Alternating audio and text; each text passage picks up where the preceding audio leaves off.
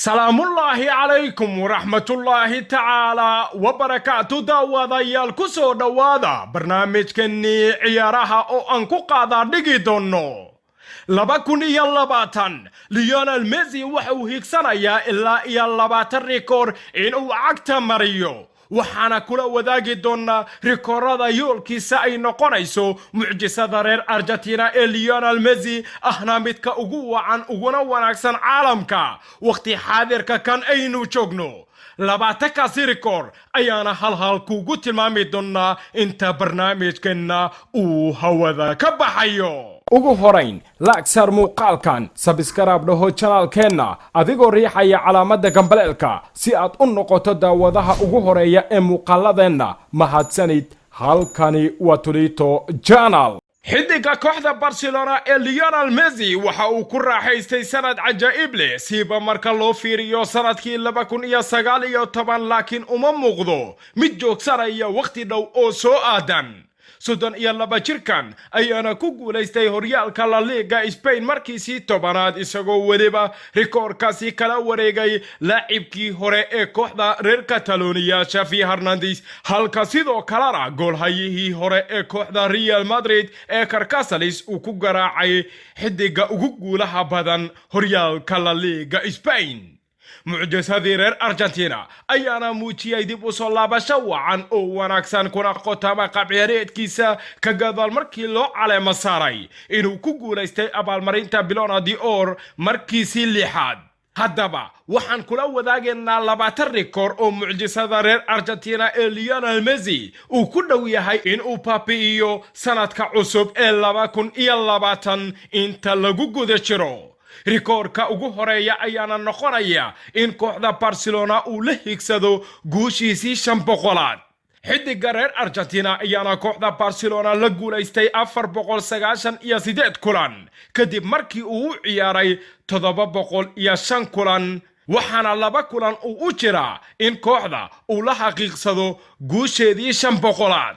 rikoorka 9 kulan ee xaq qaran iyo waliba mid kooxeed Messi ayaa haatan ciyaaray 843 kulan tan iyo markii kulankiisii ugu horeeyay uu u saftay Barcelona sanadkii 2004 si la mid ah xulka qaranka Argentina waxaana uu ku dhow yahay sanadkan in uu gaaro ilaa 900 oo kulan haddii ay noqon lahayd xaq xul iyo mid kooxeed intaba rikoorkaasina waa mid kale oo bartilmaameed u ah laacibka reer Argentina ee Lionel Messi loona arko in uu yahay midka ugu wacan uguna wanaagsan caalamkan 700 oo gool ayuu sidoo kale higsanayaa Lionel Messi ilaa iyo haatanna waxa uu dhaliyay 618 gool waxaana isha uu ku hayaa inuu gaaro ilaa iyo 700 oo gool marka la eego xirfadiisa kubadda cagta waana rikoor kale oo bartilmaameed u ah ku guuleysiga markii shanaad ee tartanka Champions League sidoo kale waa wax ku weyn mucjisada reer Argentina ee Lionel Messi si uu u gaaro laacibka ay sida weyn u xifaaltamaan ee Cristiano Ronaldo oo xirfadiisa ciyaareed ku guuleystay ilaa iyo 5 koob Messi ayaana eeganaya sanadka 2020 in markii shanaad kooxda Barcelona uu kula guuleysto tartanka Champions League halka sidoo kale Messi isha uu ku hayo in kooxda Barcelona uu kula guuleysto markiisii 11aad tartanka horyaalka La Liga Spain waxaana isha uu ku hayaa in rikoorkaasi uu ka baabi'iyo halyaygii hore ee Real Madrid Francisco Ginto kaasi uu ku guuleystay ilaa iyo 12 jeer in uu dhaafo Pele sidoo kale waa wax uu higsanayo laacibka reer Argentina ee Lionel Messi oo maxaa yeelay halyayga reer Brazil ee Pele ayaa haysta rikoorka goolasha ugu badan ee hal koox loo dhaliyo waxaana uu gaaray ilaa iyo 643 gool isla markaana uu u dhaliyay kooxdiisa Santos Messi ayaana haatan dhaliyay ilaa iyo 618 gool waxaana isha uu ku hayaa in uu soo qabto Pele ama uu dhaafo sanadkan 2020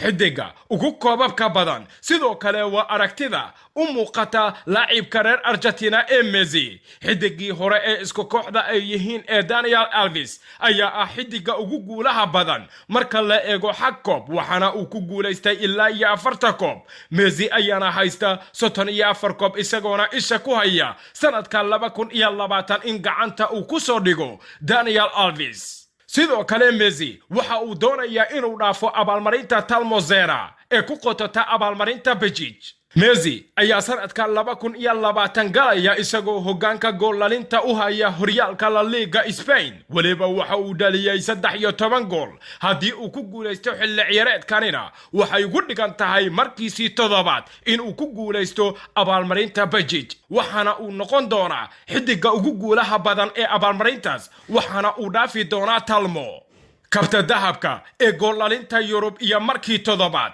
Messi ayaa ah xidiga kaliya ee goolalinta Yurub ku guulaystay 6 jeer, waxaana uu haystaa fursad kale uu ku sii dheeraysto sanadka 2020. xadrayn iyo xiiso badan ayaana ka muuqata mucjisada reer Argentina ee Lionel Messi oo rikoorkaasi uu ku sii dheeraysan karo. sidoo kale markii toddobaad ee ku guulaysiga abaalmarinta Ballon d'Or waxaa la filayaa inay dhacdo sanadka 2020 kadib markii sanadkan uu ku guulaystay Messi ayaa sidoo kale ah xidig taariikh wacan oo wanaagsan sameynaya marka la eego xag kooxeed iyo waliba mid xul intaba, taasi oo la micno ah in mar kale loo saadaalin karo in uu ku guulaysto abaalmarinta laacibka ugu wanaagsan dunida ee Ballon d'Or markiisii toddobaad. inkastoo haatan uu yahay xidiga kaliya ee caalamkan haysta abaalmarintaasi 6 jeer isagoona dhaafay laacibka reer Portugal ee Cristiano Ronaldo. ku guulaysiga Copa America wariyada kaliya ee uu doonayo in ay u rumowdo Lionel Messi sanadka 2020 iyadoo waliba Copa America marka lagu qaban doono dalkiisa bisha June, waxaana uu u baahan yahay in koob weyn uu kula guulaysto xulka qaranka Argentina si uu u soo gabagabeeyo in kaarta ka haysata in wax kooba uu kula guulaysto xulka uu isaga ka soo jeedo laacibka reer Argentina ee Lionel Messi. saddexleyda ugu badan ee Champions League sidoo kale waa eeganaya Lionel Messi oo maxaa yeelay haatan wuxuu barbara la yahay Ronaldo dhanka iyo saddexleyda Champions League oo maxaa yeelay sanadkan wuxuu fursad u haystaa in uu dhaliyo saddexleydiisii sagaalaad ee Champions League, sidaasi ayuuna ku dhaafi karaa Ronaldo haddii ay u suurta gasho. halka sidoo kale uu doonayo laacibka ugu badan laadadka xurta ah oo Messi ayaa sanadihii ugu dambeeyay wuxuu caan ku noqday laadadka xurta ah, waxaana uu u baahan yahay ilaa 24 laad xur si uu u soo qabto halyaygii hore ee reer Brazil iyo kooxda Lyon ee Janinho oo caan ku ahaa. Messi ayaa xilli ciyaareedkii hore noqday xidiga labaad ee ugu safashada badan Barcelona isagoo dhaafay Iniesta oo Barca u saftay 674 kulan, waxaana isha uu ku hayaa in uu soo qabto Xavi sanadka 2020 oo u saftay Barcelona ilaa 705 kulan. Messi waa mucjiso, waana mid u diyaar ah had iyo goor in uu sameeyo tariiqo waaweyn. sidoo kale sanadka 2020 wuxuu hiigsanayaa in kulankiisii 600aad uu ku ciyaaro maaliyadda lambarka 10aad. Messi ayaa Barcelona horay ugu soo xirtay maaliyadda lambarka 19aad iyo si lamida lambarka 30aad, laakiin wuxuu kaliya 595 kulan Barcelona u xidhay lambarka 10aad, waxaana uu hiigsanayaa 2020 in uu gaaro 600 ama uuba dhaafo in uu markii toddobaad ku guulaysto goolalinta Champions League. sidoo kale wariya ku dhex nool mucjisadii reer Argentina ee Lionel Messi oo ah xidig dhinac kasteetaba si loo celiyo aysa sahlanayn. Messi ayaa xilli ciyaareedkii hore ku guulaystay goolalinta Champions League, laakiin xilli ciyaareedkan waxaa dilay dhaawacyo isagoo wada ciyaarin Champions League qaasatan kulamadii gruubyada. haatan waa ay u afef leedahay oo maxaa yeelay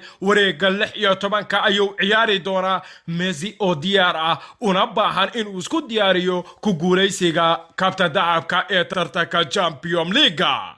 in uu Ronaldo kusoo qabto Champions League sidoo kale waa higsanaya Messi oo qayb ka mid ah qabashada Messi ee Champions League ee Ronaldo ayaa noqonaysa in uu dhaliyo 14 gool si uu higsado ama gacanta ugu soo dhigo Ronaldo laacibka reer Portugal oo awood u yeeshay tartanka Champions League in uu ka dhaliyo 128 gool taasi oo la macno ah in ay ka dabageyn karto Messi in ay dhacdo mucjiso si uu u sameeyo goolalin badan kulamada ugu badan ee Champions League ayuu sidoo kale Messi higsanaya Messi ayaa haatan Barcelona u saftay 140 kulan tartanka Champions League waxaana kaliya 11 kulan uu ka dambeeya isla xidigii hore ee Barcelona Xavi halka sidoo kale guud ahaan ay dhaafsiisan yihiin ee Casillas oo saftay 177 kulan iyo Ronaldo oo saftay 168 kulan wayoolka kale uu u baahan yahay Messi in uu rumeeyo sanadka 2020 qasatan inuu ka qayb noqdo xidigaha ugu safashada badan tartanka Champions League goolasha laga dhaliyo Champions League 3 final sidoo kale wariyo u baahan inuu rumeeyo Messi hadii Barcelona ay gaadho finalka Champions League xilli ciyaareedkan Messi ayaa haysta inuu dhigo record kaasi oo noqonaya in gool uu ka dhaliyo 3 final oo tartanka Champions League ciyaarta ugu badan ee El Clasico sidoo kale Messi waa mid riyadiisu ay noqonayso oo maxaa yeelay Messi ayaa haatan barbara la Xavi oo dhanka El Clasico waxaana ay wada safteen ilaa iyo 42 kulan laakiin sanadan fursad weyn ayuu u haystaa in rekordkaasi uu ku garaaco Xavi Hernandez Lionel Andres Leo Messi yoolkaasi aadka u weyn ayuu Messi leeyahay sanadka 2020 waxaana ay u muuqataa in uu yahay mid gabi ahaanba rekooradaasi higsan kara oo maxaa yeelay waa midka ugu wanaagsan waqti xaadirka kan dunida oo dhan kaasi oo awood u yeeshay sanadka 2019 in uu ku wada guuleysto abaalmarinno waaweyn sida abaalmarinta Ballon d'Or si la mida abaalmarinta The Best higsiga Messina ma ahan mid sahlan guud ahaan barnaamijkani ciyaaraha uu idila socodsiinayay anigoo ah Maxamed Cabdirasaaq Tolman saaxiibayaal wanaga inta aan ku kulmi doono barnaamij la mid ah